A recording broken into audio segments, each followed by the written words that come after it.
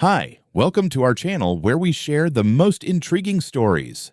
I bought a quiet mountain house to escape my past, divorce, burnout, chaos. But on day one, I found a stranger cooking breakfast in my kitchen, claiming my house was hers. That's when I realized this wasn't a fresh start. This was war, and I had just stepped onto the battlefield. I never imagined I'd be starting over in the middle of nowhere, staring at the Rockies from the porch of a house I wasn't even sure I deserved. My name's Mark Rivera, 35, retired attorney, former corporate warhound, and recently divorced man with too much stress and not enough peace. I walked away from everything after one final brutal case, a pharmaceutical whistleblower lawsuit that ended in a settlement bigger than some countries' GDPs. I didn't lose, but I didn't win either. I just burned out. The same week the divorce papers were finalized, I put in a bid on a house I'd seen online by accident. 2 stories, Scandinavian style, pale wood siding, sharp angles, surrounded by pines, and most importantly, silence. It had been vacant for nearly a year, repossessed by a bank after the previous owner defaulted, and thanks to a quiet auction and a lightning-fast escrow, it was now mine. The sale closed on a Wednesday.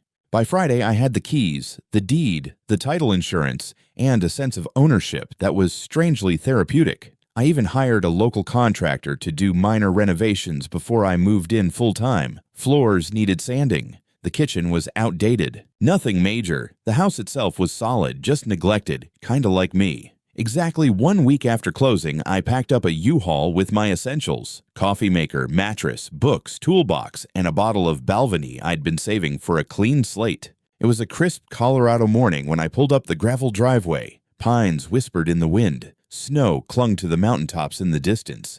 Peaceful. I remember thinking, I might actually be okay. I parked beside the porch and grabbed the first box. Kitchen stuff. As I approached the front steps, I noticed a folding chair leaned against the railing.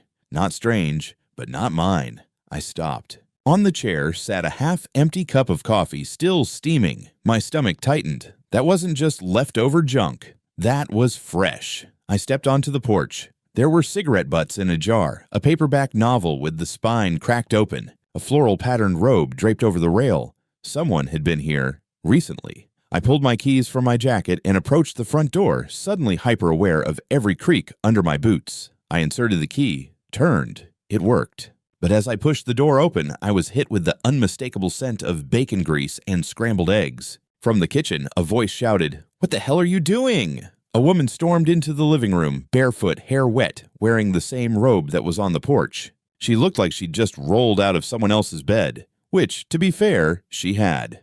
"Who are you?" she barked. I stood there, holding a box of plates. "I'm Mark. I own this house." She snorted. "Bullshit. This is my house." I blinked. "Excuse me. You're breaking in. You need to leave right now," she shouted, grabbing a cell phone from the kitchen counter. "I'm calling the police." I didn't move. "Lady, I bought this house last week. I have the deed in my truck. You're trespassing." "Oh, really? Is that why you have to break in like a creep?" She sneered, already dialing. "Yeah, 911? There's a man in my house claiming he owns it. I think he's dangerous." I stood there, in my own home, stunned. Her voice became a mix of hysteria and performative panic for the dispatcher. I didn't interrupt. There was no point. She paced back and forth while describing me like I was some deranged squatter. Average height, dark hair, possibly armed. I could feel my pulse rising, but I forced myself to breathe slowly.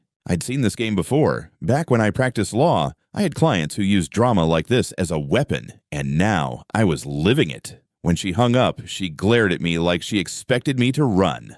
I didn't. "I'll wait outside," I said calmly. "Let the police sort this out." She looked disappointed. I think she wanted me to make a scene. Instead, I set my box down gently on the porch and walked back to my truck. I leaned against the tailgate and watched my new home, my house, where some stranger was now making herself comfortable. I didn't know her name yet. I didn't know how she got in or who gave her permission. But I knew one thing already. This was going to be war. It didn't take long for the sirens to pierce the mountain air. A sheriff's SUV rolled up the driveway in under 10 minutes, kicking up dust as it stopped behind my truck. Two deputies stepped out, one young, chewing gum like it was personal, and the other older, slow-moving, with that tired look of a man who's seen too many domestic disputes and not enough weekends off. I greeted them calmly, arms visible, posture non-threatening. The younger one scanned me like I was a deer in his headlights. "You the one she called about?" he asked, resting a hand on his belt. "If by she you mean the woman squatting in my house, then yes," I replied. "My name is Mark Rivera. I bought this property legally a week ago. I have the deed, the title, escrow closure, everything, in my truck." The older deputy held up a hand. "Let's see the paperwork." I handed him the folder, organized, tabbed, notarized, the works. He flipped through it slowly, squinting at the signatures, the bank seals, the county stamps. I knew what he'd find, a clean transaction. Meanwhile, the woman, I still didn't know her name, burst out onto the porch like she was auditioning for a daytime drama. "That's him," she shouted. "He broke in. I was just getting out of the shower and he barged in." I didn't even flinch. The young deputy moved toward her. "Ma'am, you said you live here?" he asked. "Yes, I've been here for months. My cousin Karen gave me the place to stay. She's the HOA president. Everyone knows her."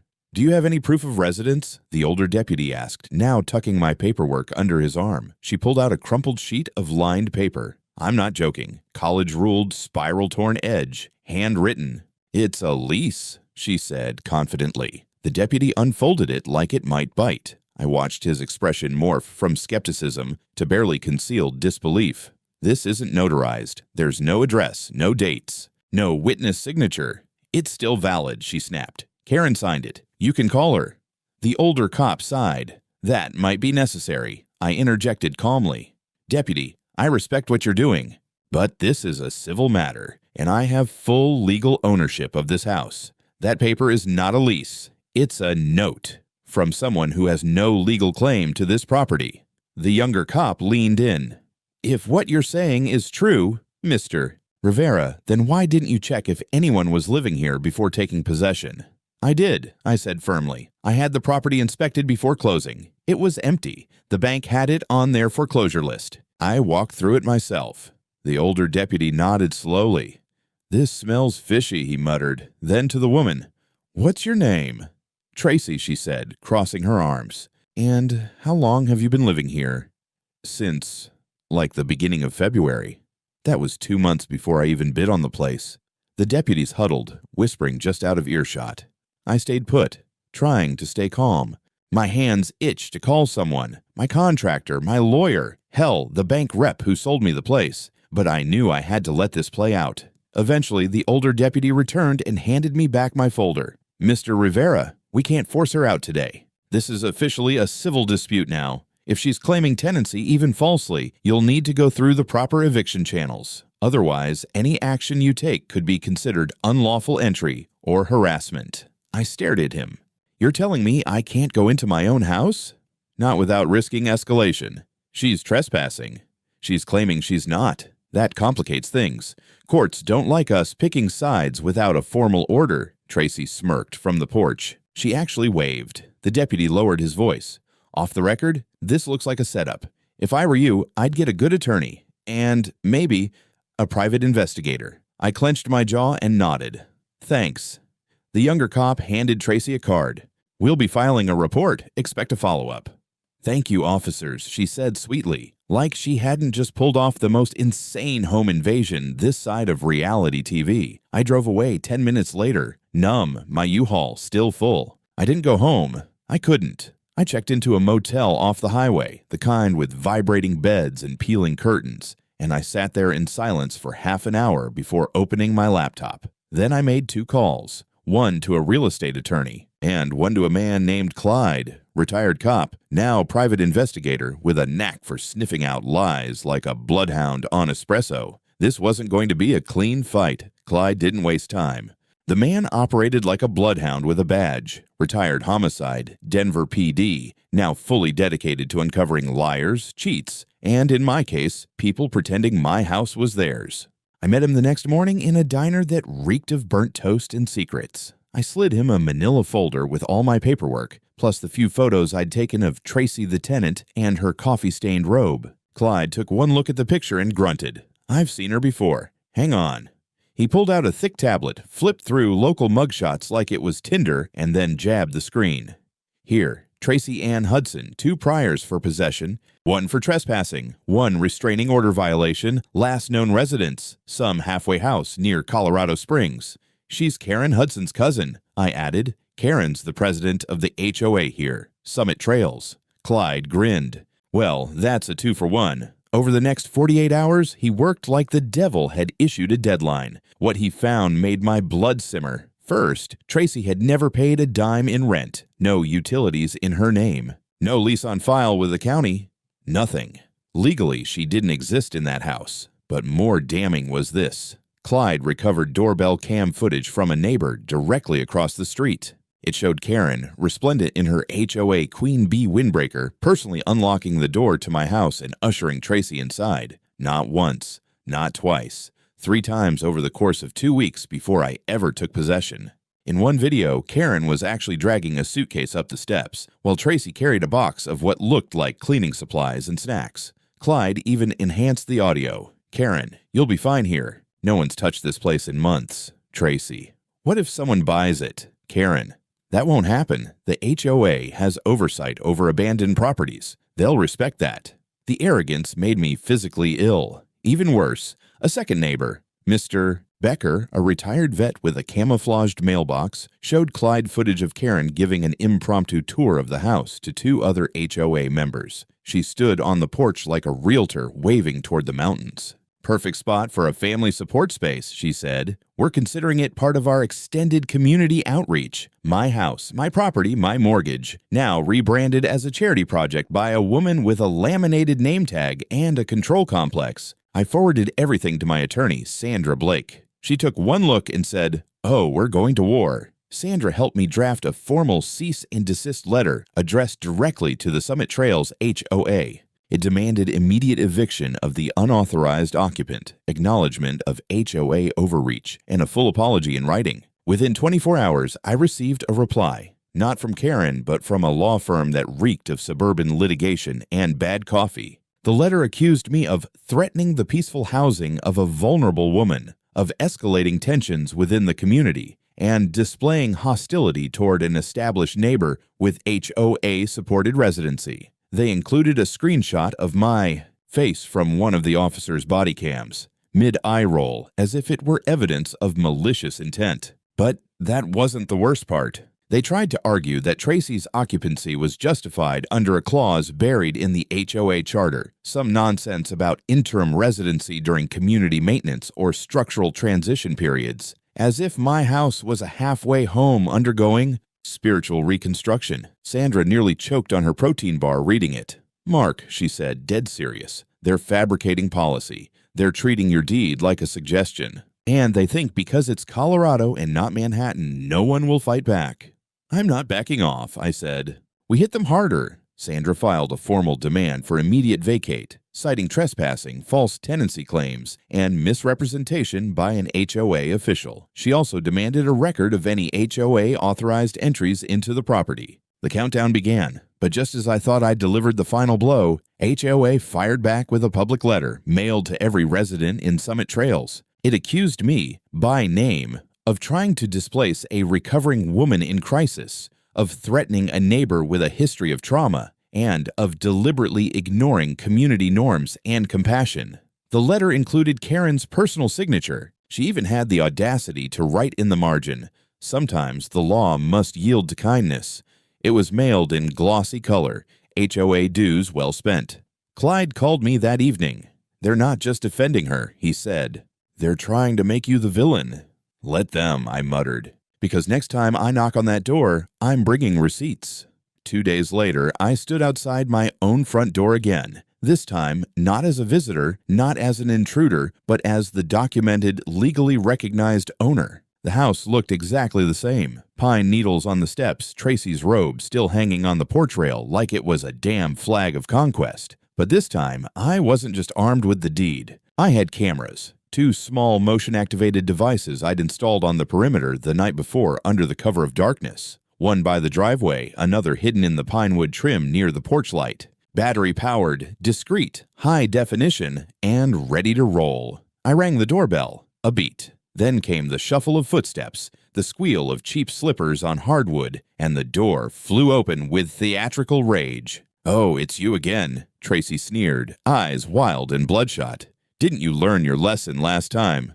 "I learned a lot, actually," I said. "Like how your lease isn't worth the paper it was scribbled on, and that the woman who put you here doesn't own a single inch of this house."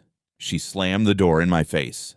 I didn't move. A few seconds later, it flew open again, this time with a ceramic mug arcing toward my head. I ducked just enough to feel the air shift as it missed me by inches and exploded against the porch rail behind me. Porcelain rained down like confetti. "Get off my porch, you psychotic freak," she shrieked. I smiled. "Good morning to you, too."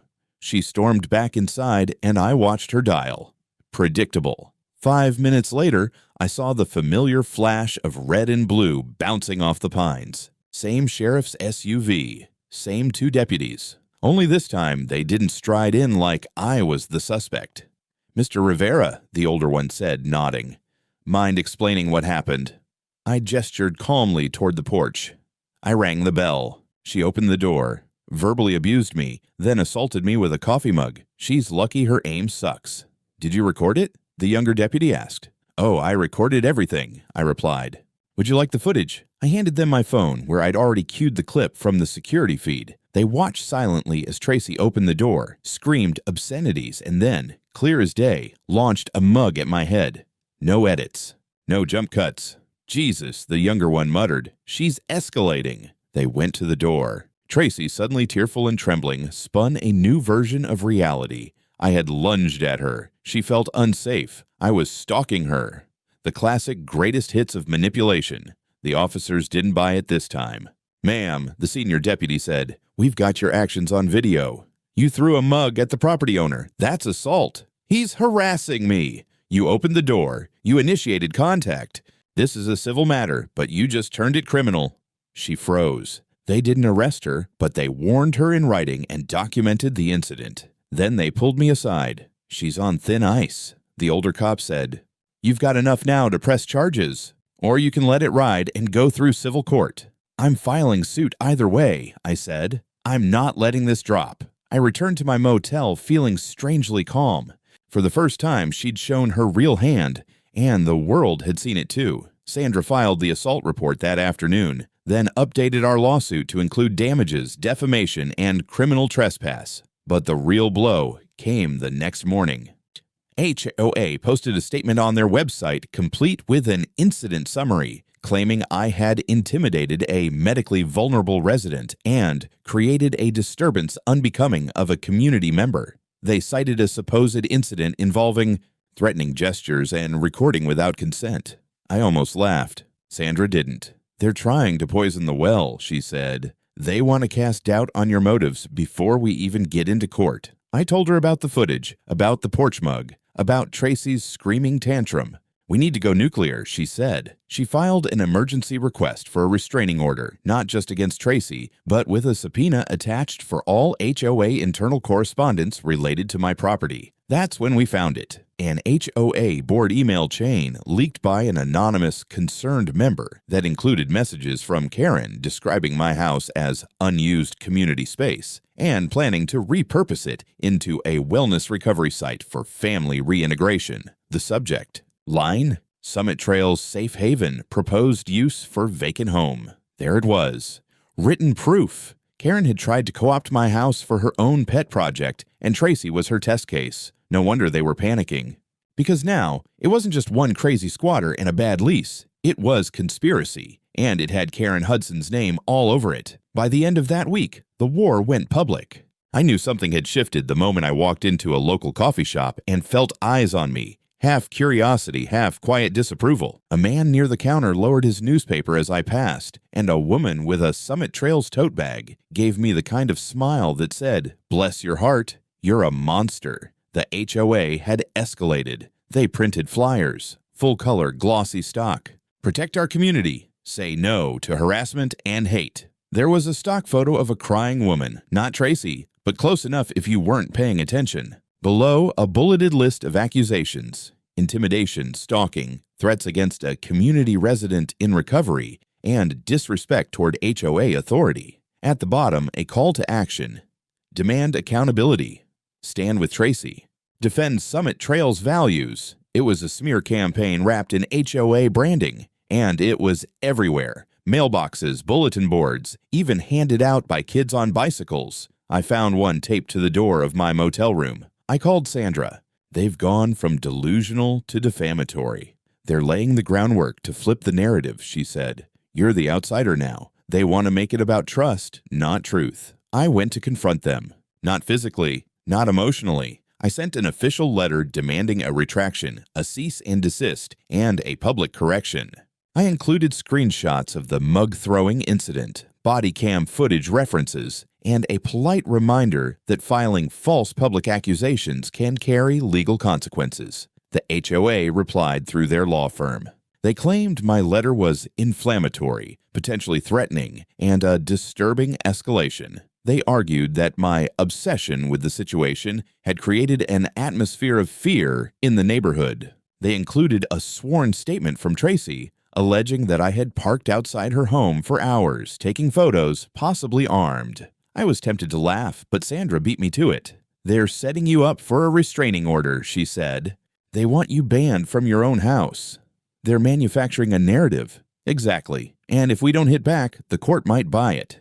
So we hit back. Sandra filed a preliminary injunction, not just for property recovery, but for reputational harm. Alongside it, we attached over a dozen pieces of evidence, video footage, email threads, signed contractor receipts showing no one was authorized to be inside the home prior to purchase, and statements from two neighbors who had seen Karen enter the property multiple times before I ever arrived. But that wasn't all. We dug deeper into the HOA's actions. That's when I found the tax assessment letter. The county had suddenly reevaluated my property. The new valuation was over 30% higher than my purchase price, citing structural improvements and community designation. According to them, the house had been recently upgraded for transitional use.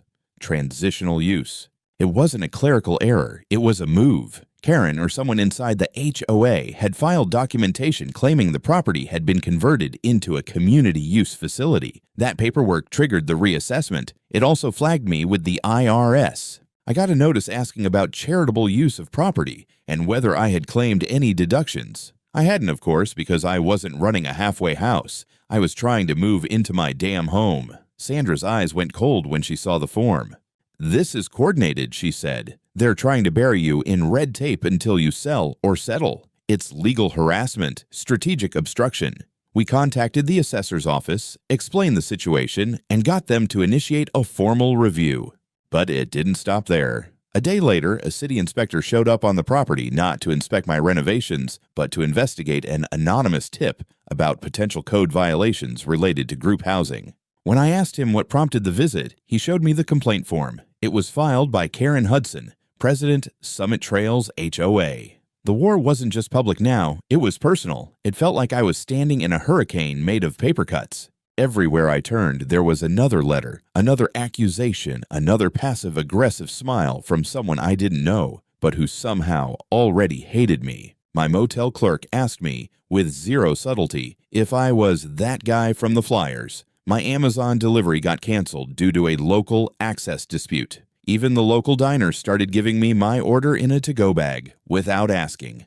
But for the first time, I had momentum. The footage, the emails, the tax reclassification, all of it had added up to a critical mass. And now, the system that had been slowly trying to grind me down was starting to notice that I wasn't going away quietly. The county clerk called Sandra to confirm that the HOA had in fact submitted an unauthorized application to reclassify my property. It was signed by Karen Hudson using HOA letterhead and included a paragraph describing my house as a temporary support unit for displaced family members. Karen had weaponized community compassion into a paper fortress to keep a squatter in my living room. Sandra filed a supplemental complaint to the lawsuit, adding charges of fraudulent documentation and abuse of municipal procedures. That got the court's attention. 2 weeks later, we got our first real hearing, a temporary injunction hearing.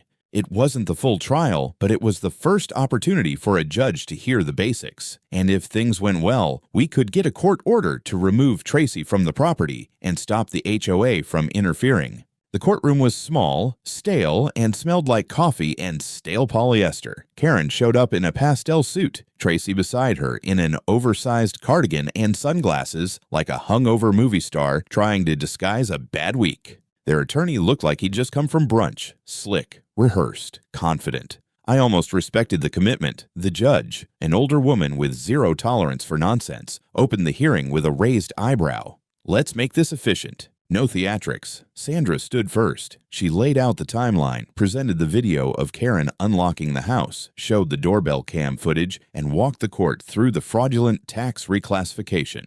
When she mentioned the reclassification had triggered an IRS notice, the judge's brow lifted another inch. Karen's lawyer followed up with what I could only describe as emotional fiction.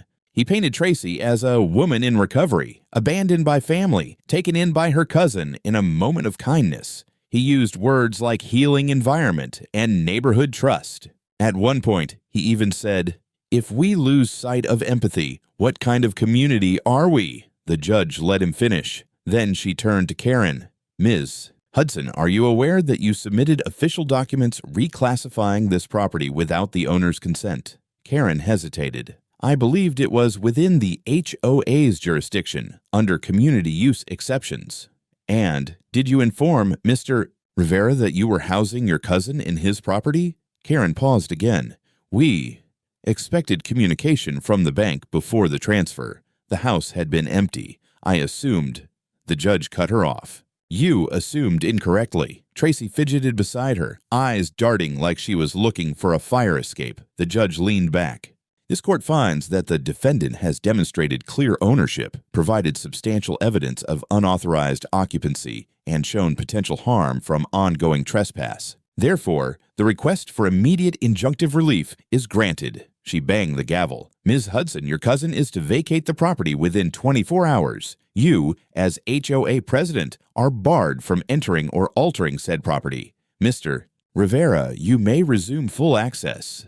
It was the single most satisfying sound I'd heard in months. Outside the courthouse, Karen tried to slink away unnoticed. Reporters had shown up. Local news, mostly. One caught up to her and asked if she had any comment on the injunction. She responded, "I was just trying to help family." Another asked, "Do you think the HOA overstepped?" She didn't answer. Back at the house, I parked in my driveway, for the first time since the day I met Tracy. The front porch was quiet. The robe was gone. The windows were shut. Inside, a sheriff's deputy stood by as Tracy stuffed her life into trash bags. She muttered the entire time, occasionally looking at me with venom and self-pity. I didn't say a word. I didn't gloat. I just stood there and watched her walk out the front door with the last of her things, eyes hollow, voice hoarse. When the deputy gave me the all clear, I stepped inside. It smelled like dust, cheap perfume, and stale weed. But it was my house again. I locked the door behind me.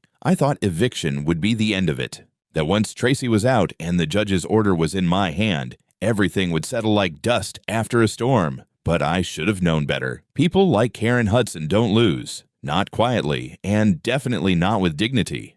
The next morning, I found a dead squirrel nailed to my mailbox. It was sick, theatrical, and I couldn't prove a thing. The street cameras had a blind spot, and the only witness was a teen neighbor who said they thought it was some Halloween thing. Then came the fines. An envelope from the HOA showed up, addressed to me, now that they could no longer claim I didn't live there. Inside was a letter accusing me of violations against community appearance standards. My lawn was non-uniform. The blinds in my upstairs windows were non-compliant. And my favorite, my mailbox had been defaced with offensive content. They were fining me over the squirrel someone else nailed to my mailbox. The letter ended with a threat.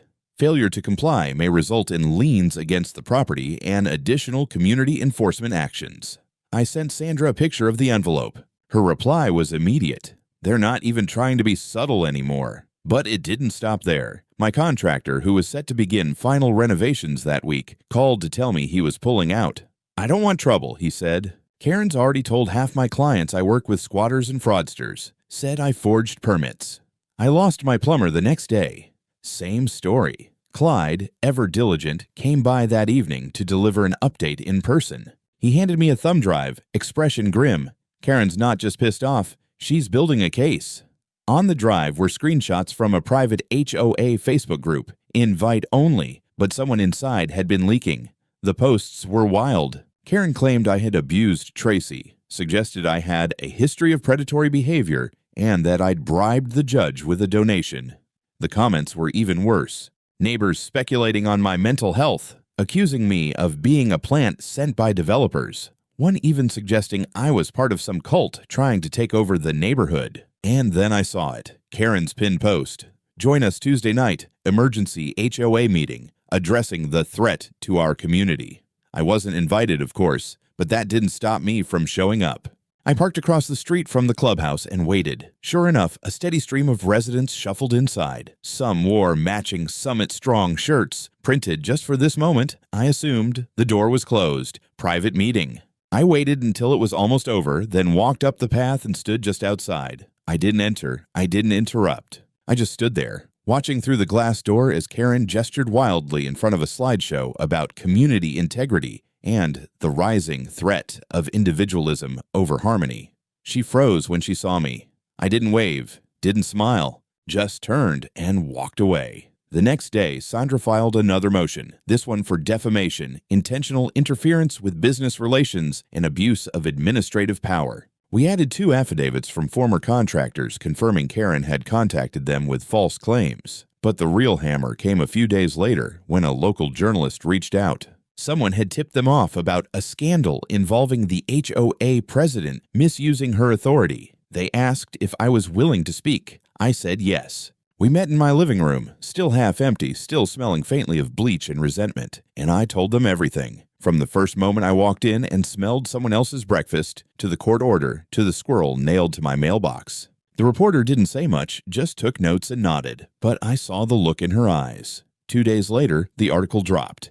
Battle in Boulder County. HOA president accused of housing squatter, retaliating against new homeowner. It had everything. Tracy's mugshots, the leaked emails, the court decision, even quotes from the anonymous board member who'd sent the original chain. Karen was named, shamed, and, most importantly, exposed. The fallout started immediately. Half the neighborhood pretended they'd never sided with her. The other half doubled down, yelling about fake news and media smears.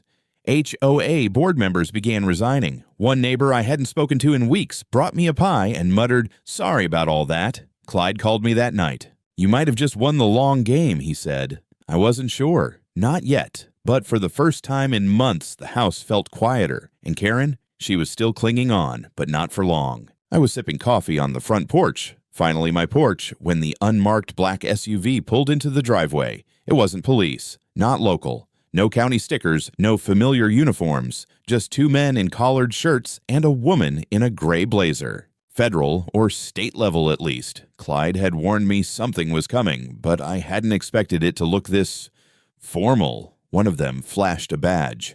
"Mark Rivera?" "Yes," I said, standing slowly. "What's this about?" "We're with the Colorado Office of Attorney Regulation. We'd like to ask you a few questions about your recent legal filings, and more specifically, about certain documents submitted by a homeowners association president named Karen Hudson." I blinked, then smiled slightly. "Come on in.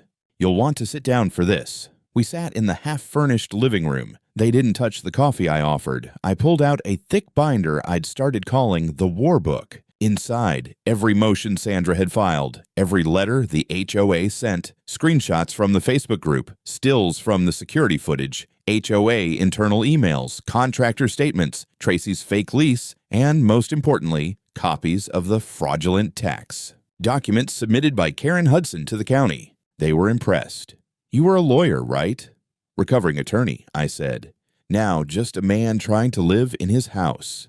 They were particularly interested in the forged reclassification paperwork. One of them, the younger agent, muttered, "She really used the community reintegration clause." That was repealed in 2008. "Oh, she used a lot of things," I said. "Compassion, bureaucracy, her own damn ego." By the time they left, they had more than enough to open an official investigation into HOA misconduct. And that was just the beginning, because while they moved behind the scenes, Karen finally crossed a line in public. At the next HOA board meeting, now nearly empty, half the seats vacant, others filled by newly emboldened residents, Karen showed up, acting as though nothing had changed. She tried to open the meeting with a speech about healing and unity, but a new member interrupted. "Karen, are you going to address the allegations?" She laughed, deflecting. "You mean the lies that one man with a grudge managed to—" "No," another voice cut in. "The ones backed by court orders, by county records, by the Office of Attorney Regulation, who were here last week." Karen paled. It all unraveled from there. Residents began shouting. A woman near the back stood and read aloud from the article that exposed everything. A man, my contractor who'd come back after the article aired, asked when Karen planned to repay him for the months of lost business. Karen tried to regain control, banging a gavel like a drowning person grabbing for a rope. "I am the elected president." "Not anymore," someone shouted. The vote to remove her was unanimous. No abstentions. No mercy. 2 weeks later, I received an official apology letter signed by the newly instated HOA president, a retired nurse named Pamela, who invited me to the next board meeting to reintroduce yourself to the community if you wish. Attached was a check for $7,400, refund of every fine, tax error, and bogus charge levied against me during Karen's reign. A small gesture, but a start. But the real closure came in court. Karen was charged with filing false documents, abuse of authority, and obstruction. The DA didn't press for jail time. It was her first offense technically, but she was fined heavily, barred from serving on any HOA board for 10 years, and given mandatory ethics training. Tracy skipped town.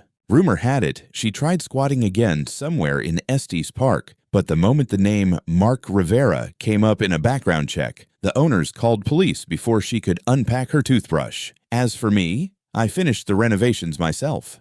Took longer, cost more, but each nail I hammered into those walls felt like reclaiming something more than just property, peace, dignity, the right to exist without being dragged into someone else's delusions. Sandra asked if I wanted to sue the HOA civilly. "You've got grounds," she said. "Emotional distress, property interference, reputational harm." But I declined. "I don't need more money," I told her. "I just need this to be done."